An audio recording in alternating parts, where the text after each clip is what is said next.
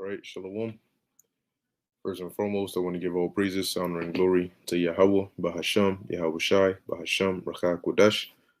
Double honors to the elders and the apostles of Great Millstone, and peace and blessings to the elect.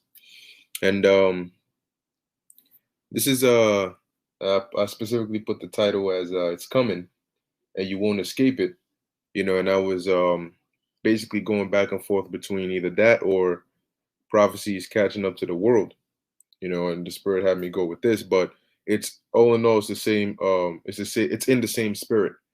All right, and that's at the end of the day, prophecy is catching up to the world because now we have here. This is an article from BloombergQuint.com, and as you can see, the title it says UK faces worst inflation shock among G7 nations. IMF says, and they're saying that the gas prices in the UK is set to basically go up a lot next week because they're planning to, I think, put some more sanctions or so on Russia or something related to that. All right, and now what we're also seeing is not just this inflation shock, right? But you're also seeing food scarcity, which is getting worse and worse. The news about things like that is becoming more and more prevalent.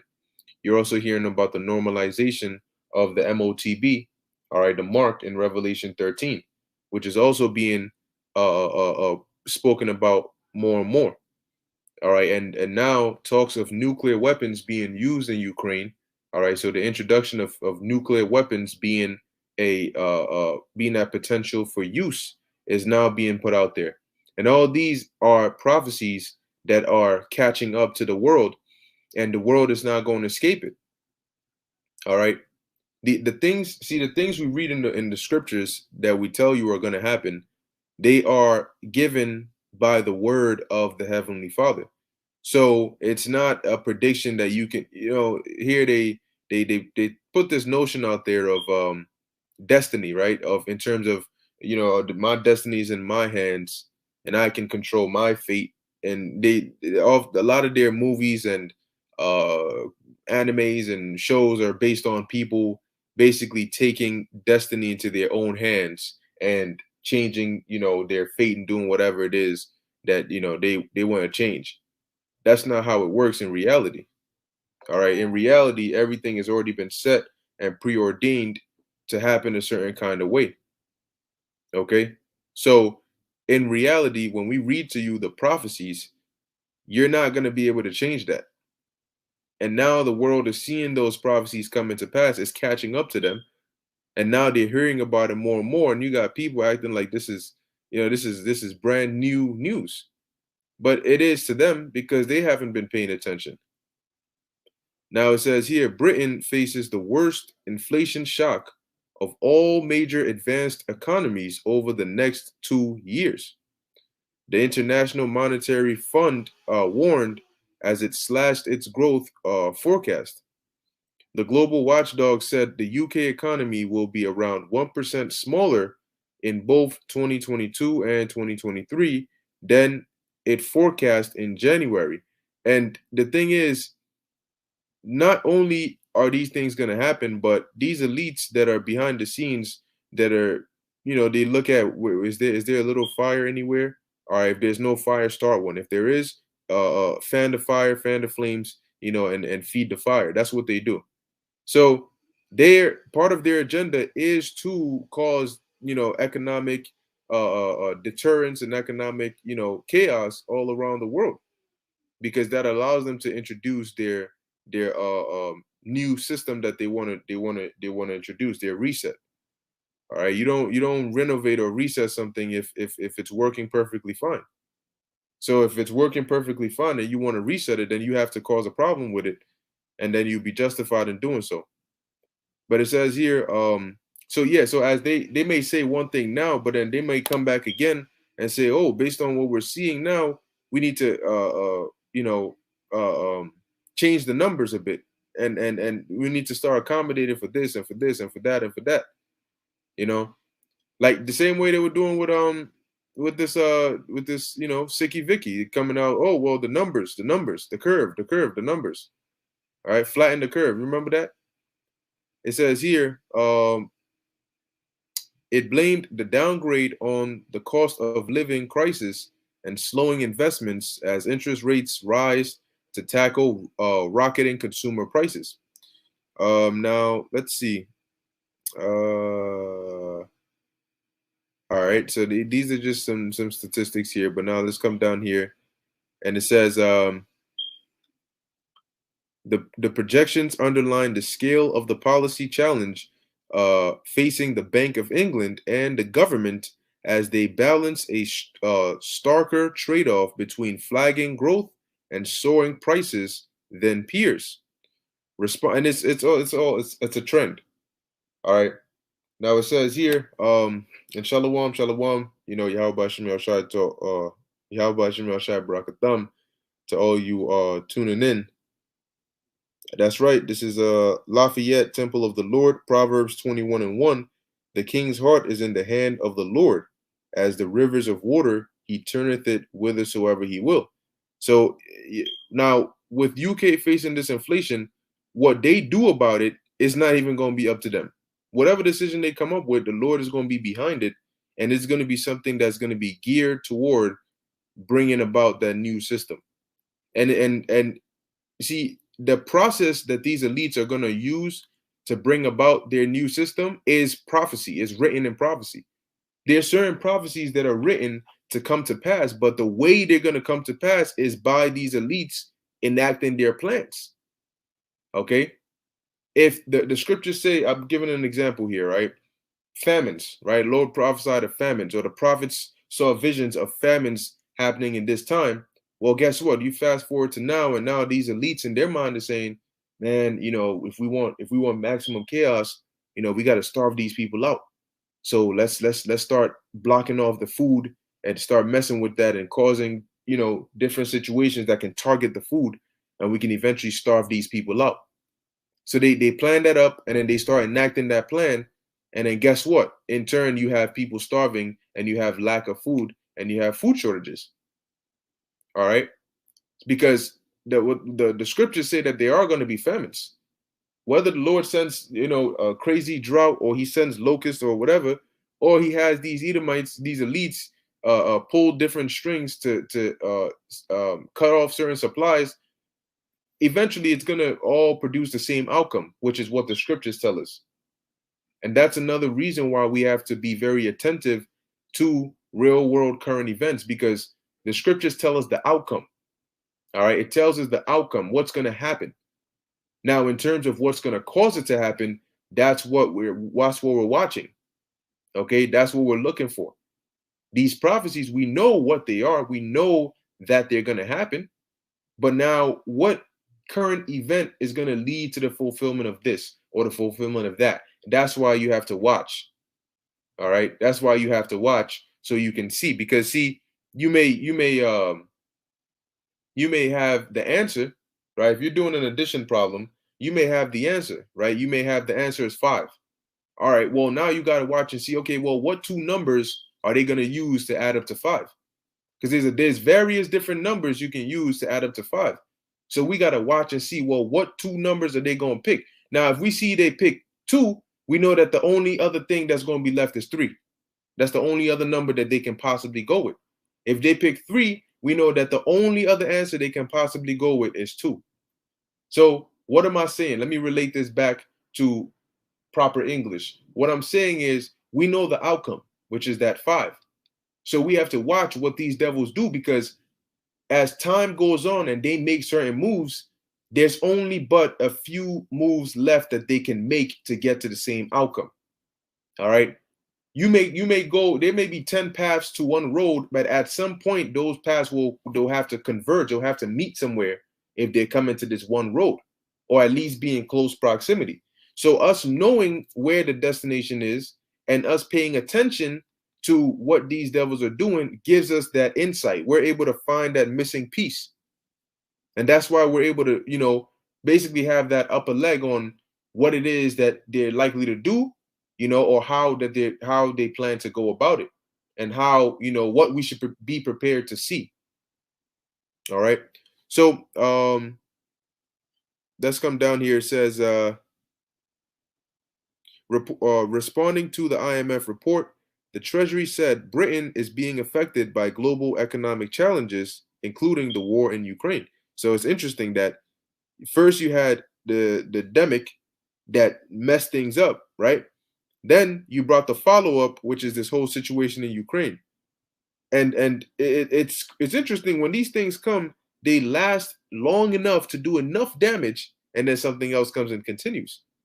So now this Ukraine situation has gone from just Russia invading, according to them, invading Ukraine and doing this, that, and the third, to now that situation is leading to food shortages, is leading to fertilizer shortages, is leading to inflationary things, is leading to gas prices going up. You see, so when you really pay attention, who is the Ukraine crisis really affecting? Who is it really targeting? And when they come out and say, "Whoa, we're putting sanctions on Russia, we're putting sanctions here," who is that? They're indirectly shooting your ass. Okay, that's like shooting a gun or shooting a bullet at a reflective wall. Even though the gun is not pointed at you, the bullet is gonna come right back to you. That's what they do when they say, "Oh, we're gonna sanction them, we're gonna do this." They know that at the end of the day, it's gonna come right back and hit you. But obviously, they're not going to point the gun directly at you. Then you're going to know what, the jig is up. Anyway, it says, we recognize these forecasts will be concerning for many people and families. A spokesperson for the department said in a statement. But at the end of the day, these devils are running out of patience. They can't sit and wait forever. Because if they wanted to go in a stalemate route, they wanted to say, well, we ain't going to do nothing, we're just going to wait it out. They're still going to be losing, because what's going to be happening while you wait? The elect are going to be getting woken up. More and more people, the word is going to spread more and more. So they're literally running out of time on all fronts. Meaning they're not going to be sitting on their ass trying to cover every single track that they go on for long. Eventually, they're going to say, look, man, just implement it. All right? However, the support we provided over the past 2 years has put our economy in a good position to deal with these headwinds. This statement right here, this however statement right here, is something called damage control.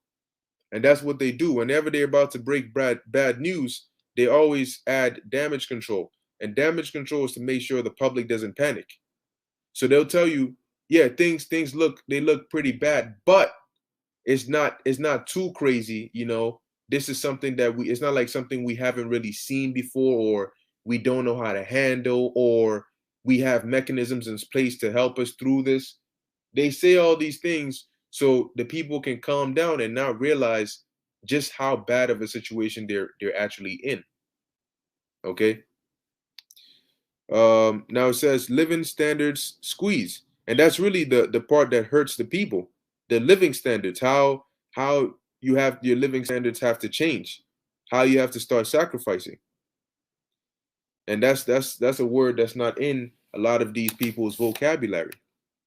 This is it says Britain has only just recovered all the output lost in the demic, but households now face the steepest fall in living standards since the 1950s as inflation outpaces wages and personal taxes rise. You hear that?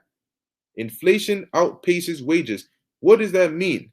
That means that you're getting paid, but you're not getting paid enough to keep up with inflation.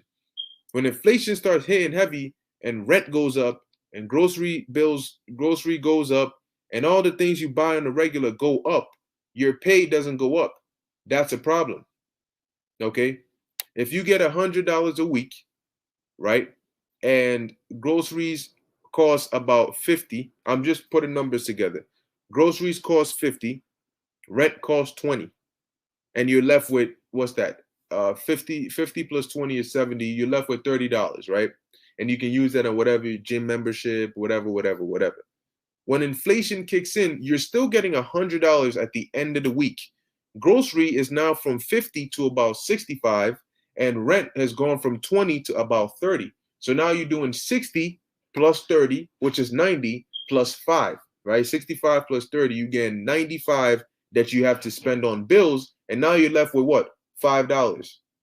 You at first you would have about, what did I say, $30 left to use for whatever you use it for. Now you're left with only $5. So now $5 is not going to be enough for you to pay for your gym membership, for you to pay your car note, for you to pay, whatever little accessory. So now what do you got to do? You got to start cutting things off because you can't afford it. And then the thing is, you used to have $30, right, to spend on those things. But the problem is the prices of those things are going up as well, as you're having less and less to spend on them. So then it gets to the point where you're not even going to have anything left after you pay for rent and groceries. Then it gets to the point where you can't pay both rent and groceries. So you now need to pick, am I going to pay for rent or am I going to pay groceries? And then it gets to the point where you can't pay either.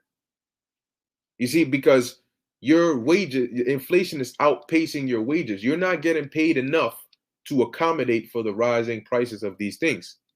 When they raise minimum wage, when minimum wage goes up, everything else goes up. You're not getting more money. All right. In actuality, you're not. It just looks like you are. Okay.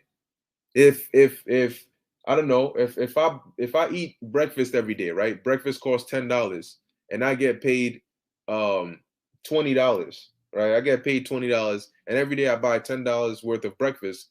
If now they say I'm gonna increase your pay to $30, right? Or $40, guess what? Breakfast is now gonna cost $20. So at first I used to get paid $20. I paid $10 for breakfast. Now I get paid $40. I pay $20 for breakfast. Still the same difference. Okay. Oh, $40. That's a lot. But guess what? Breakfast went up too. Anyway, it says here, the IMF said that the problems in global supply chains have driven up costs, predated the war in Ukraine, but the conflict has deepened the crisis across the world. It did not explain why the UK faces the worst inflation shock, but economists have pointed out that it is an open economy that is highly exposed to global energy market prices. It says the UK was downgraded because consumption is projected to be weaker than expected as inflation erodes real disposable income, while tighter financial conditions are expected to cool investment. Let's see what else we got here. It says, excluding the pandemic, that would be the worst year of growth since 2009, and that's them saying the growth is gonna be cut by 1%.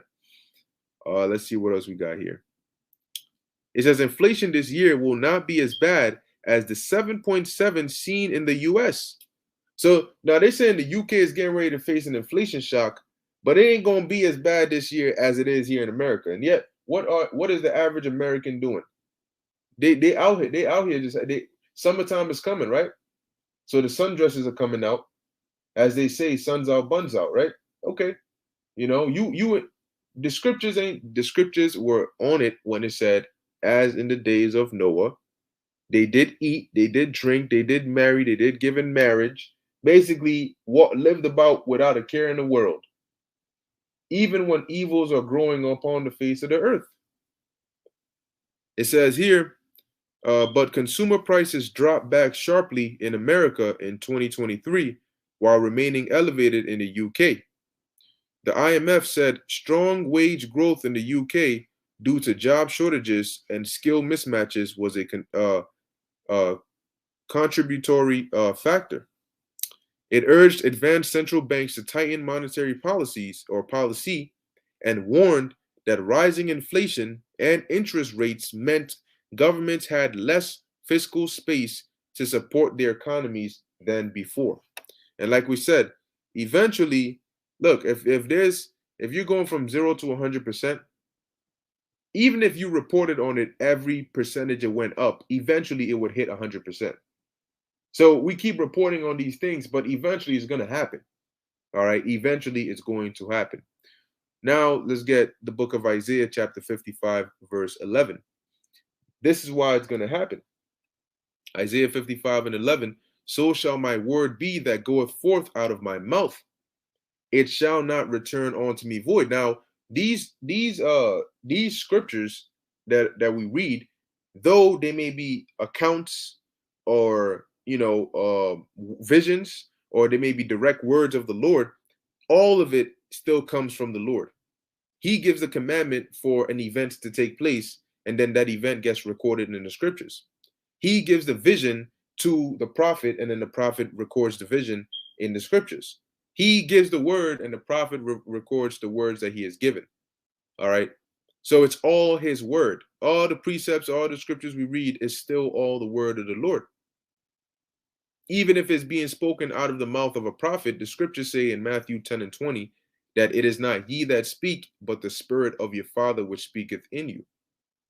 It says it shall not return unto me void. So what can we take out of that? Well, we know that according to Isaiah 55 and 11, the words of the Lord are not going to return unto him void. Meaning, if the Lord says something is going to happen, it's going to happen. All right.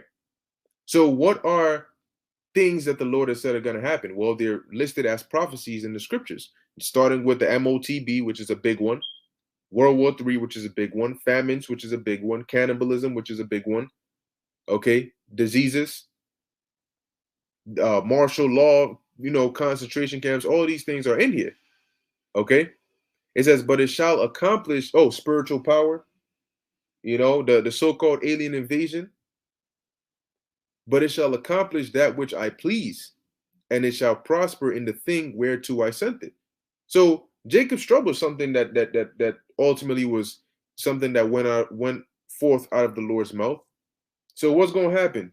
Jacob's trouble is going to accomplish what the Lord wants it to accomplish. And what do we know is going to happen in Jacob's trouble? Well, you can read Jeremiah 30 and 7 and Daniel 12 and 1. Moving on, this is 2nd Ezra chapter 7, verse 42. And it says, he answered me and said, this present life is not the end where much glory doth abide. Therefore have they prayed for the weak. But the day of doom shall be the end of this time. Now, this is the conversation between Ezra and the angel Uriel. And Ezra is basically asking questions concerning the judgments that were to come and the promises or the blessing that was for us. And he mentioned about how in past times, our forefathers prayed for, certain, basically people in our nation that weren't right anyway. Okay, but the angel was telling him, look, that's because right now is not, and their prayers availed, right? An example was when Moses prayed on behalf of the nation when the Lord sent a plague among them in the book of Numbers, and the Most High had mercy. So the angel said, well, that's because those times are not the end. Those times are not the time of doom or Jacob's trouble. In Jacob's trouble, you ain't going to be able to, let me actually read it. Verse 43, it says, but the day of doom shall be the end of this time and the beginning of the immortality for it to come. So what is going to be happening in the day of doom? All right, Revelation 12 and Revelation 9 and 12 on down is an example going into the nuclear destruction and Yahweh's return. And what's he coming with? He's coming with healing in his wings. And who is he going to make immortal? He's going to make the elect of the nation of Israel immortal. And then the rest of the nation as they come forth from the loins of the elect. Wherein corruption is past, intemperance is at an end, infidelity is cut off, righteousness is grown, and truth is sprung up. And we're seeing the beginning of that now. Then shall no man be able to save him that is destroyed. See? So he's telling him, look, when the day of doom hits, ultimately, when prophecy catches up to the world, at that point, nobody is going to be able to save him that is destroyed. So you ain't going to be able to pray for somebody who's destined for judgment and then the Lord will take heed. No. It says, nor to oppress him that hath gotten the victory.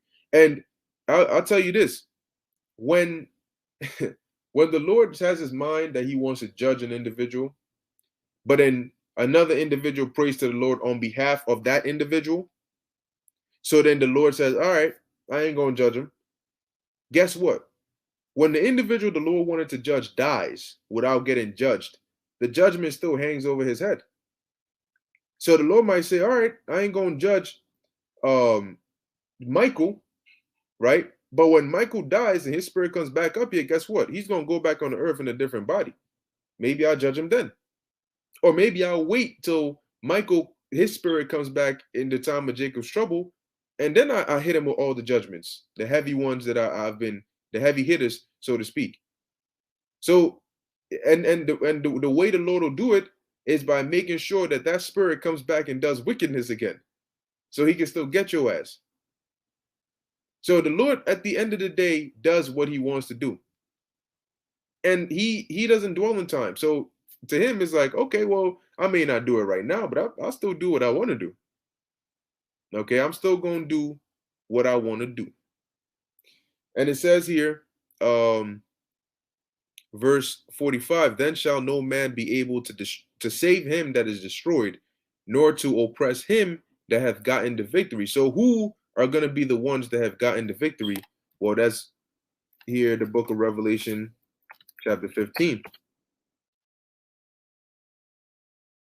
This is Revelation chapter 15, verse 2. It says, and I saw as it were a sea of glass mingled with fire, which is John is looking at the firmament. It says, and the reason he describes it as a sea of glass mingled with fire is because he's looking at the fire through because the firmament is transparent. You can see through it. So being that glass is also see-through, he's looking at the fire going on, burning down here while he's up, because the chariot that the elect are going to be in is going to be above, is going to be out, so the fire cannot touch, the elect or those that are in the chariot. So looking down through the firmament, down at the destruction, is what John is describing as a sea of glass mingled with fire. It says here, and them that had gotten the victory over the beast. Now, actually, out of curiosity, let's look up here the word glass. What do we have here? Hyalinos or hyalinos. So it says here, of glass or transparent like glass, glassy. All right. So it says, let me go back. All right, so Revelation 15 and 2, and I saw as it were a sea of glass mingled with fire, and them that had gotten the victory over the beast, and over his image, and over his charagma, and over the number of his name. All right, now I purposely didn't say that word right there, but you know what I'm talking about. Stand on the sea of glass, having the harps of God. So they got the victory, and where were they? They were in a chariot. So that's now when we go back to 2nd Ezra 7, it mentions about at that point, anybody that is destined for destruction, nobody can deliver. And as it says here, verse 45 again, continuing, nor to oppress him that hath gotten the victory. So you're not going to be able to stop or oppress or harm anybody that the Lord has basically given the victory, all right, to be delivered. Salakia. Let's see. Okay, so that's pretty much it on this part. Moving on to the next precept, because what's going to happen as these prophecies start catching up, to the world, people are going to start asking questions, and they're going to realize that, hold on, we know that there are men that speak on these things, and every time they talk, there's always somebody trying to shut them down or say that they're crazy and whatnot. So if these things are happening, and you go to your pastor, for example, badmouths the Hebrew Israelites. Now, when all hell breaks loose, when the prophecies that the Hebrew Israelites have been speaking about start coming to pass, and you go to your pastor because he should, quote unquote, know better, and he doesn't have an answer, what option are people going to be left with? Because pride is a mofo, but guess what? Destruction is destruction will drive out that pride. Fear will drive out that pride. And people will swallow their pride and try to come and look for answers from the same men that they said, I ain't never going to hear nothing they got to say. You ain't going to get me, miss me with that. Okay. Well, we might have missed you with that, but you know who ain't going to miss? The Most High ain't going to miss with the destruction. So you got people that talk about miss me with that warning shit. Well, the Most High ain't going to miss you with that judgment. See? So they're gonna come back looking, trying to find a way to get some answers, because now, right now, their family is affected. Now they are affected. Now they're looking for a solution. Now it concerns them. Because when you speak about inflation, the dude ain't prompted to look it up. Why does the average Jake care about inflation? What the hell is that? No, that's that economic terms. I don't need that. What's that gonna do for me? Now, when this man is paying crazy ass amounts for rent, he doesn't know what's going on. Prices are going through the roof, and now he can't find no food to eat. And now somebody's breaking into his house, and shit is getting bad and bad and bad, and it's overwhelming him. Then the questions are gonna come, and he's gonna be looking for answers. Well, what do I do? For some people, they're not even gonna care what's going on. They're just gonna know, or they're just gonna want to know what to do. Because clearly I see what's going on. It doesn't look good. But what do I do? And that's when we're going to tell you, well, what you can do is you can take your ass to the sellers and you can go buy. Because we ain't got nothing for you, sir. Remember, we missed you with that, So you're going to miss us with all them questions. But anyway, this is Ezekiel 33 and 33. It says, and when this cometh to pass. So what is that this? Right? When what cometh to pass? When these prophecies come to pass. Lo, it will come, then shall they know that a prophet hath been among them. Because how do you know when a prophet is a true prophet? When what they say comes to pass. And the world is going to see because that's why the Lord has us known for certain things. Like, for example, Great Millstone is known for going into the MOTB. And you know what? The Lord did that on purpose. The Lord had it on purpose where all these other groups and these camps, they all basically come against one main group, which is Great Millstone. And when they come against us, they highlight things that we teach. And they'll say, nah, we're going off. No, we say that the MOTB is a charagma, but it's not. So what is happening as they're doing that? Word is getting out more and more. Anybody that might see that video will say, oh, they mentioned in their breakdown of such and such that Great Millstone teaches that's talking about the charagma or whatever. So what you're doing is putting out that information even more that Great Millstone teaches that this is this or this is this. So when the Lord has it come to pass and the prophecy manifests and everybody now starts to see what the truth is, they're going to know who the true men of the Lord were. Okay? Because like I said, it's like if if everybody's going around, right, there's this individual prophesying of something, the wolves are coming, and eventually he's going to be known in the town. Anybody that comes, they go, oh, that's just I don't know, James, he's always talking about the wolves are coming. And they say it not in a good light or in a good sense. Oh, he's crazy, he's always talking about the wolves are coming. But when the wolves come, everybody's going to know, James was a prophet. James was right. James was talking about it. They're going to know who was saying the things that are actually happening. Okay? And the Lord is going to let it be known, then shall they be known who are my chosen, because they were known for teaching a certain thing, but nobody believed that thing was true. But that's okay because they were known for it anyway. So now when we understand that thing is true, we're going to know exactly who was teaching it. Now, we know and believe that what we teach is true, but the Lord is going to make it manifest to the world. Because at the end of the day, when prophecy catches up, there's only one answer. There's only one conclusion everybody's going to come to. So you either going to be down or out. All right, now, and like it says here, then shall they know that a prophet hath been among them. And they're going to know, but it's going to be too late to do anything about it. So lastly, this is the book of 2nd Ezra, chapter 5, verse 8.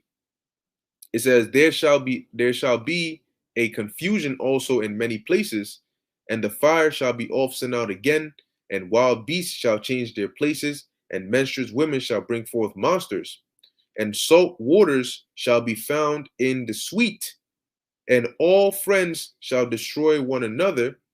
Then shall wit hide itself, and understanding withdraw itself into his secret chamber. Why is understanding going to be so important in that time? Because how can you proceed further if you don't understand where you're at, if you don't understand what's going on? When somebody is lost, it's because they don't know where they are, or they don't understand where they are, or how to get from where they are somewhere else. So they're lacking in knowledge and understanding. Okay? But if you, for example, Say you're in Manhattan, and you know how Manhattan downtown the streets are. You have like the street names, you have the street numbers, right? 46th Street, then next is 47th, then 48th. You got 5th Ave, 6th Ave, 7th Ave, 8th Ave, all that, right? So you may be in an area you don't know, and you may say, "Oh, I'm trying to get to 56 West 56 and I don't know, and 5th Ave." You know that's going. If you understand how the street signs work, you're gonna know. Well, all right. If I'm on 42nd, I just got to keep walking, walking up, up, up, up, up till I hit 56, and then I gotta look for whatever avenue I'm on and start heading in that way, and it'll eventually intersect and meet at wherever I'm looking for.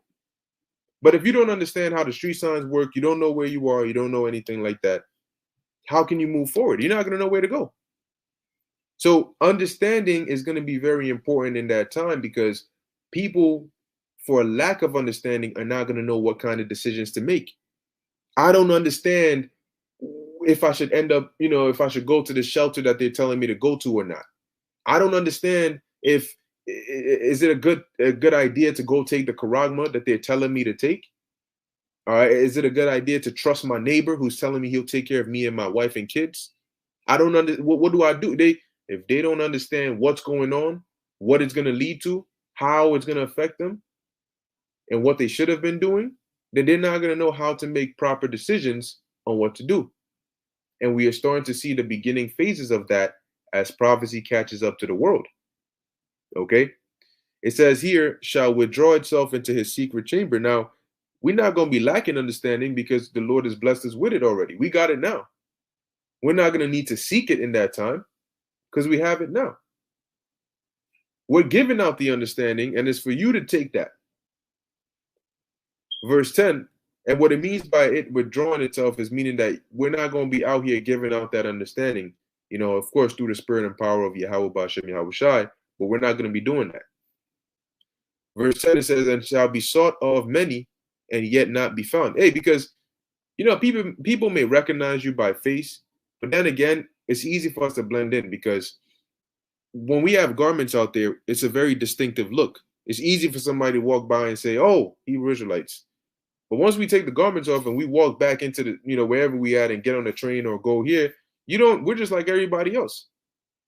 So in that time, you ain't going to, be seeing us out there with garments on. We're just going to be out regular, like a regular individual. So how are you going to find the prophets? How are you going to identify? Lest maybe you see, somebody, you might see one of the apostles and recognize them. Oh, apostle this, right? But that's if you are in the know. That's if you're in the circle. What about some Jake in the world who wasn't in the circle, who didn't watch videos? How will he identify the prophets? He won't, because we look like regular men. He's never seen us before. So how is he going to know who to even go to ask questions? You go on YouTube, no videos. You go on Rumble, no videos. What's the other things? There's this other one. Oh Lord, Odyssey, no videos. Facebook, no videos. So they ain't no videos online. Whatever street corner you checking, you're not seeing the men of the Lord there. How are you gonna find the men of the Lord? We're gonna know what's going on, but how would you know? How would you know where to find us? You ain't. You see, and that's what's gonna make it. Oh, and ain't nothing hurts more than needing something and not having access to it, especially when you had it in abundance for so long and never took advantage. That thing hurts, man. When you have something in abundance for so long and you never take advantage of it, and then the time comes when you need it most and you can't find it anywhere. Whoo! See, the Lord knows. Look, the Most High is called the Most High for a reason. Everything is Him. He is. All right. So, verse 10 it says, "And shall be sought of many and yet not be found." Once again, how are you going to find us? Okay. Now, if by some, like they call it miracle, right? By some miracle, you happen to stumble across an individual. Oh yeah, he must have been one of those prophets, right? Well, ain't no guarantee that we're going to even want to talk to you. So you got to understand that for those that don't take advantage of the word now, you're going to be heavily screwed. Curiosity kills. not know, like being in need and not knowing how to get help is going to be very, very painful. Or having someone that you love and need and not being able to have help or guidance on what to do, very, very painful. And then you finally find someone you know that they can help you, and then they say, "Nah, I ain't gonna help you." That's just even worse. If you kill me, you ain't getting the information. If you harm me, you ain't getting it. Because guess what? It's optional. I gotta open my mouth to speak to you. So shit. But it says here, um, and ultimately the spirit is gonna be guiding the elect anyway. Okay, because yeah, see, we know prophecies, we know things that are gonna take place, but then when it comes to, like, for example, what to do in the moment, the scriptures don't say that when 150 FEMA troops are in your hallway, right? Stand right in front of your door, knock 3 times, do a spin and lay on the floor. And then when it says wisdom and knowledge shall be the stability of thy times, it's not talking about that. All right. It's talking about knowing, number one, your power, all right, knowing building that connection with the Lord, but understanding things on a larger scale. Understanding that, yeah, FEMA troops equal bad news. FEMA camps, even worse news. Karagma, terrible news. All right, stay away from that. Okay. But when it comes to things that you should do in the moment, the Lord is going to guide us then and there. All right. He might tell you, he might send an angel to warn you maybe the night before or the night of. He might say, yo, wake up, take your ass out of here right now. If you waste time, he might just teleport you out. Okay. So the Lord is going to deal with his elect on a much different level to where no harm comes to them. And people are going to know, yo, hold on 1 second. These people definitely got to have a higher power with them, because this guy didn't survive any situation he was put in. I could have sworn he walked out of a burning building. What's going on here? Ain't no burns on him or nothing. You see, so the Lord is definitely going to be with his elect. But let me finish this up real quick. It says, verse 10, and shall be sought of many and yet not be found. Then shall unrighteousness and incontinency be multiplied upon earth. One land also shall ask another and say, is righteousness that maketh a man righteous gone through thee? And it shall say, no. And at the same time shall men hope, but nothing obtain. They shall labor, but their ways shall not prosper. See, so prophecy is catching up to the world, and it's a beautiful thing. See, we embrace prophecy, but for those that try to run from it, you can run, but you can't hide. And eventually you ain't going to be able to run either. So, I mean, you best prepare, man. Anyway, I'm going to end it here. Lord willing, that was edifying to the elect. In closing, I want to give. Yep, that's right. Yeah. Khan. Amram Chanachtazak. All right, yeah. Because the Lord is going to be with his elect. And you can also read a good precept is Isaiah 65 and 13. All right. But with that, I want to give all praises, honor, and glory to Yahweh, Bahasham, Yahweh Shai, Bahasham, Rachakodesh. And until next time, Shalom.